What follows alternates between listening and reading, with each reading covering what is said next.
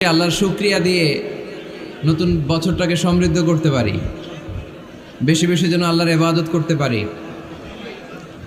নতুন বছরে আমরা শপথ নেই, আমরা যেন অন্তরে হিংসা লালন না করি, বিদ্বেষ লালন না করি, আমরা নিজেরা যেন কাদা ছোড়াছুরি না করি, আমরা যেন মিলেমিশে একসাথে একাকার হয়ে যাই।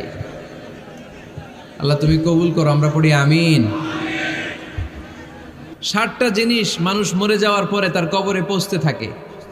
ইন্না মিম্মা ইয়ালহাকুল মুমিন মিন হাসানাতিহি বা'দা মাউতিহি, মানুষ মরে যাওয়ার পরেও যে 60টা জিনিস তার কবরে পৌঁছায় তার মধ্যে একটা হচ্ছে মসজিদান বানাহু, সে যে মসজিদ বানিয়ে গিয়েছে ওই মসজিদের সওয়াব। সুবহানাল্লাহ পড়েন।